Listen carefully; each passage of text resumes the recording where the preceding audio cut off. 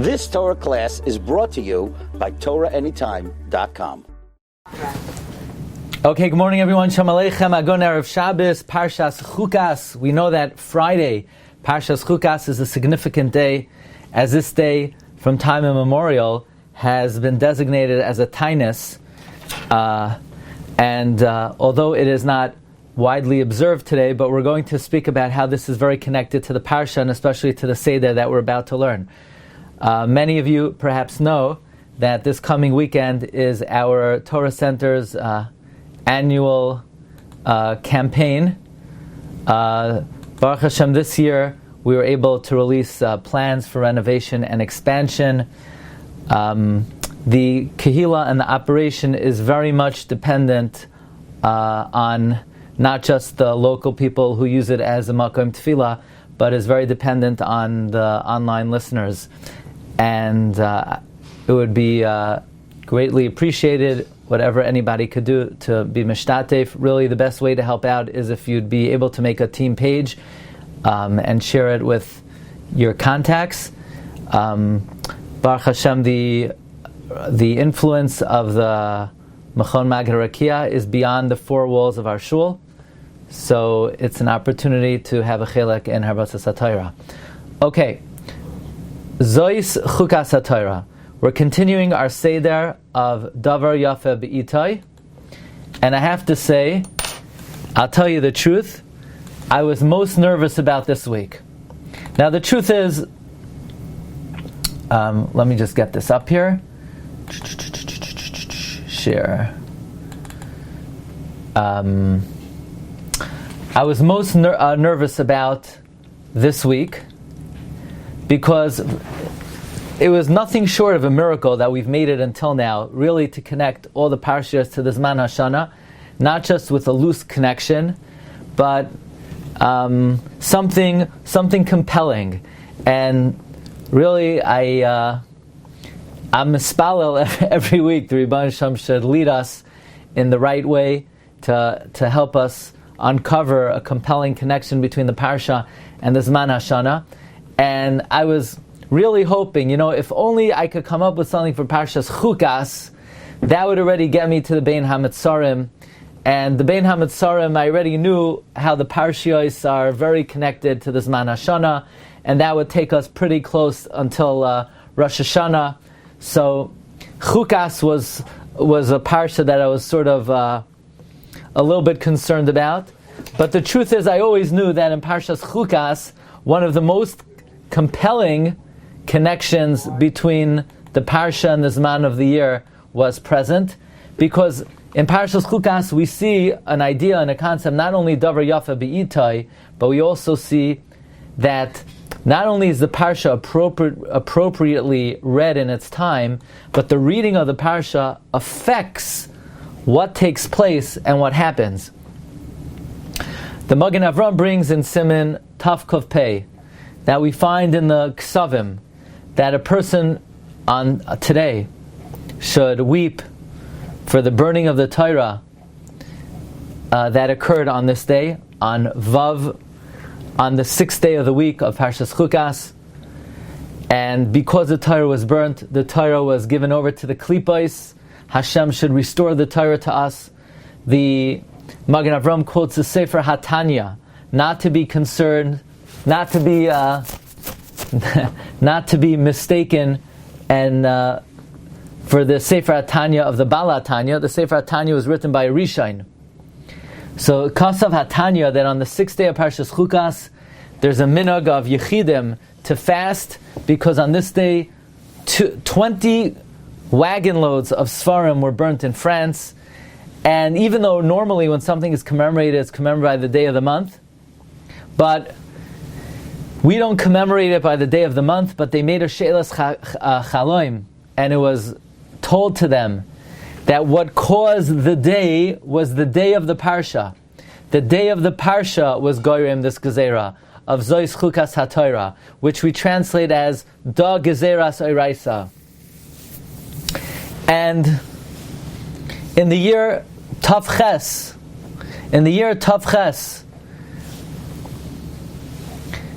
1648, 2 great kehilos were destroyed on this day, like the Shach writes. So it's an amazing thing that on this day, the 6th day of Chukas, the reason why the tragedy happened is because since on Shabbos we read Zois Chukas Hatorah, and the Targum translates Da Gezeras Oraisa, this is the decree of the Torah. So we see an amazing concept. Look at the words of Magen Avram. Yoim HaParsha Goyrem. The day of the Parsha causes this Gezerah. So that means this day, today, is a very auspicious day. Tragedies have happened. And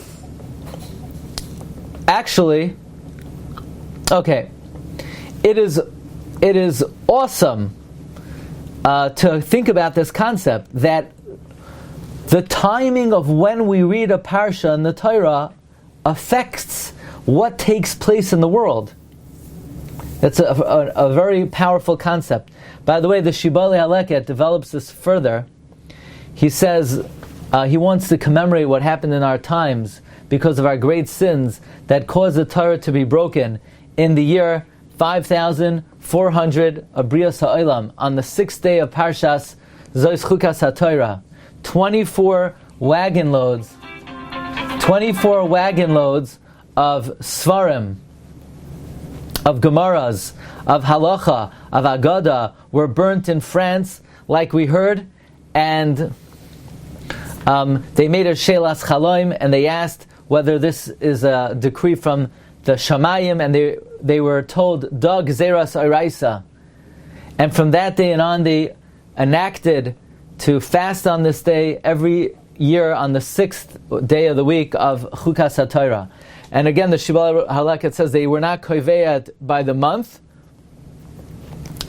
The lashon of Shibbolei Haleket is Tehei Afara Aleinu L'Chapara Ka'oila Al Moikda Va'arva Levnei Yehuda Kemincha Hikriva Kehilchasa. So this is a very powerful idea, and also in general lends a lot of credence to our approach, how the parsha is connected to the time of the year. By the way, Reb Chaim Falaji writes in the sefer Moed L'Chol Chai, Siman Tes Ois Daled, that when the 9th of the month falls out on the 6th of Chukas, on Friday, one should fast. So, when the 9th of the month, today is not the 9th of the month, because what's the 9th of the month? There is an opinion that the walls of Yerushalayim were breached on the 9th of the month. But here also the Moed L'Chol Chai quotes the Tanya, that the wagon loads of Svarim were burnt on this day, and therefore it is a day to commemorate that particular tragedy, and we don't fast the day of the month because Yoim HaParsha Goyrem. Now, I have to share this with you. This idea, I think, is a matana from Shamayim, really making the connection between Parshas Chukas and the Zman of the year extremely compelling. We know that the first Parsha that's connected to the Bein HaMetzarim is Parshas Balak. So the Bein HaMetzarim starts on Shiva Asar B'Tammuz, and Shiva Asar B'Tammuz, what was the first tragedy that happened on Shiva Asar B'Tammuz? The Luchos were broken. And what precipitated the breaking of Luchos? Why are Luchos broken? The Luchos were broken because of the Chet HaEgal. So really the Bein HaMetzarim begin on the 17th of Tammuz because of the Chet HaEgal. By the way, how many days in Tammuz are there in the 3 weeks? There are 13 days. How many days in Av are there of the 3 weeks? There are 9 days. The Arizal writes, that's why for the Chet HaEgal, Moshe Rabbeinu davened with the Yud Gimel Midos of Yud Gimel Midos Harachmim, Hashem Hashem Kel Rachum V'Chanon. So Moshe Rabbeinu davened with the Yud Gimel Midos Harachmim for the Chet HaEgal. The Chet HaEgal was precipitated on Yud Zayin Tammuz. There are 13 days in the 3 weeks, so Moshe Rabbeinu used Yud Gimel Midos Harachamim. But Tisha B'Av is for the Chet HaMeraglim. For the Chet HaMeraglim, which is Tisha B'Av, they're 9 days in Av of the 3 weeks. That's why Moshe Rabbeinu, by the Chet HaMeraglim, only invoked 9 of the Midos Harachamim. For the Chet HaEgel, which precipitated 13 days of Bein HaMetzarim, Moshe used all Yud Gimel Midos Harachamim. For the Chet HaMeraglim, which brought about 9 days of Bein HaMetzarim and Av, Moshe Rabbeinu used 9 of the Midos Harachamim. So, in a nutshell, what Avera began the process of the Bein HaMetzarim? The Chet HaEgel. We know Hashem is always makdim the refuah for the makkah. What's the tikkun for the Chet HaEgel? So Rashi says in this week's parsha, the tikkun for the Chet HaEgel is the para aduma. Yavoi ima v'sikaneach al bana. Let the mother come and wipe away the mess of the child. So the para aduma is a tikkun for the Egel. The Egel is what started the Bein HaMetzarim. So the week before the Bein HaMetzarim, we always read Parshas Chukas as a refuah before the makkah. Try not to hit the ceiling. It's mamish oyoim v'noira. Do you realize the week before the process of Bein HaMetzarim, the Rebbeinu Shalom gives us the kriya of Parshas Para? Rashi says the para is a tikkun for the Egel. So the Rebbeinu Shalom is giving us the refuah before the makkah. Oyoim v'noira, the connection. You couldn't have scheduled it better if you tried. Now, Rav Moshe Wolfson points out something amazing, and based on that, I want to say something which I think is maybe even more compelling. The Shabbos before the Bein HaMetzarim is Balak. So Parshas Balak has in it the whole flavor and essence of the Zman of the Bein HaMetzarim. The week before the Parsha of the Bein HaMetzarim is Parshas Chukas, Parshas Para. So Rav Wolfson points out, we know that the Bein HaMetzarim is a bad time now, but la'asid lavai, we're hoping that it will be transformed into Zman Geula. We're hoping the Tzayim HaRavi, the Tzayim HaChamishi, Yu L'Beis Yehuda L'Sasayin L'Simcha, Ulamayadim Toivim v'ha'emes v'hashalom ehavu. So even though now the Bein HaMetzarim is a bad time, but la'asid lavai, it's going to be a really wondrous time. As we've spoken many times, how in the future, Megillas Eicha, there's a happy tune that it will be read in. So just like in Chodesh Nisan, which B'Nisan Nigalu v'Nisan Hasidin Ligoel, so the week before Nisan, we prepare ourselves by reading Parshas Para, because before the Geula, we need Tahara, we need purity. Before we could rebuild the Beis HaMikdash, before we could bring karbanos, we need Tahara, we need the Para. So too, before the Bein HaMetzarim, which were Mitzapeh, that Be'ezus Hashem will be a time of Geula, a week before, we have to read about the Para and the Taharos and Shal Yisrael to prepare for the Binyan Beis HaMikdash and the Hakravas karbanos. So if you didn't hit the ceiling the first time, this should do it. It comes out, every year, these parshas we read, and we never appreciate how the Hashgacha is giving us the appropriate topics and subjects to prepare us for that Zman. Now, Rav Wolfson takes a little bit of a different turn with it, and he takes the following turn.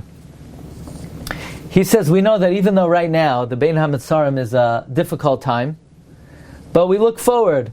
Reb Mari, are you in Yerushalayim?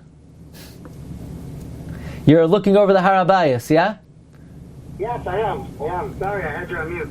Okay, where are you? You're by the old city? In the old city.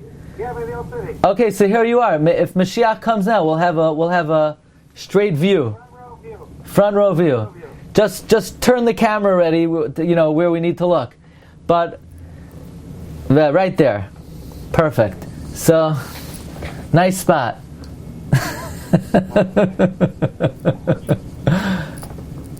There you go.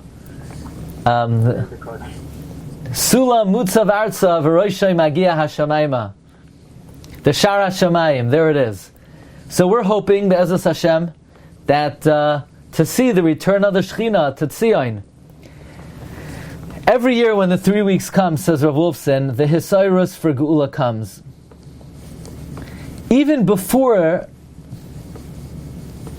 the actual Geula, slowly we'll start to see the flourishing and the spreading of the Geula.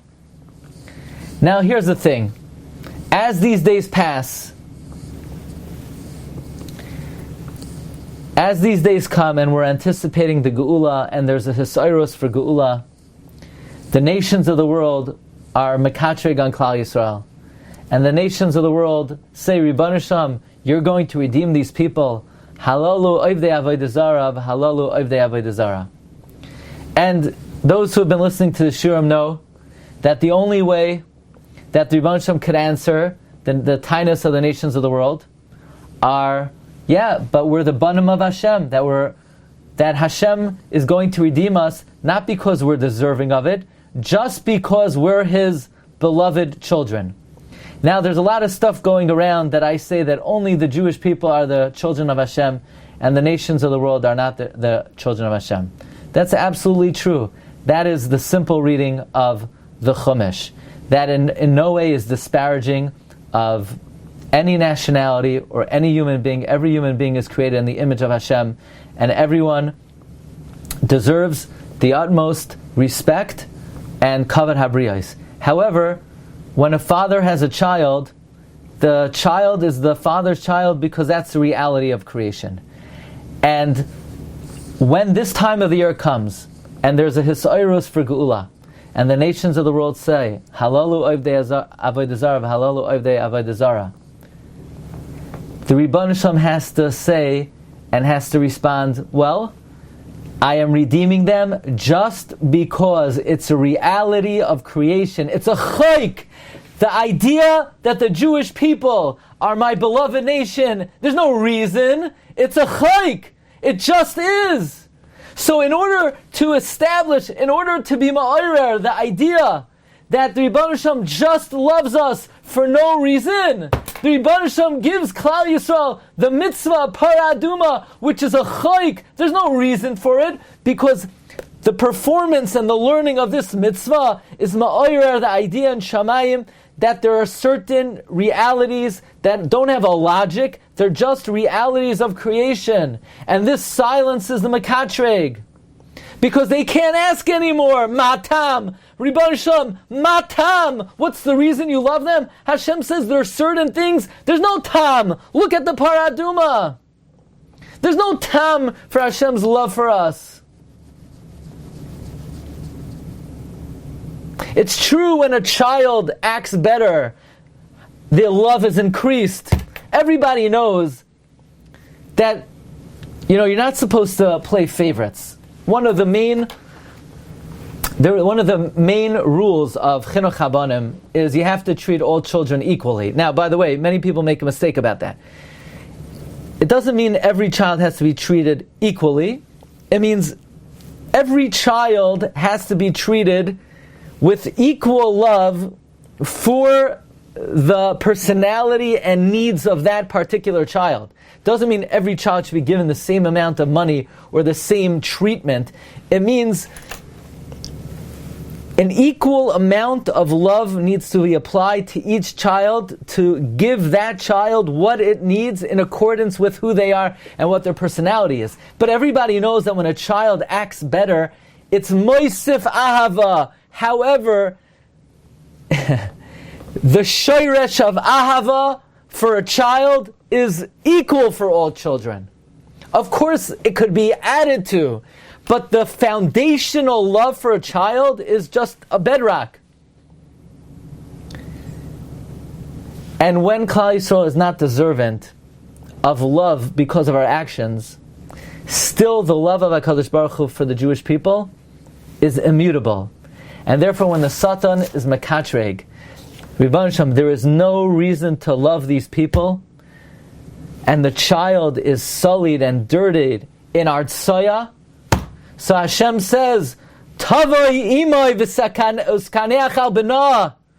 I'm very happy to say this over in the name of Moshe Wolfson, his neshama Shavin Aliyah, who was nifter recently. It's such a gorgeous idea that as the Bein HaMetzarim are approaching, which is a time that we hope that it's nishapich to geula, which is ma'orer, a kitrug of the nations of the world. Why is the Klal Yisrael? So to respond to that, the Rebbeinu Shalom says, my love for them is a chayk. There's no reason. So we have the mitzvah paraduma, which is ma'orer and shamayim, the reality of creation, that Hashem's love for us is just a chayk. If we're sullied in our tsaya, nevertheless, tavai ima yuskaneach al b'na. Okay.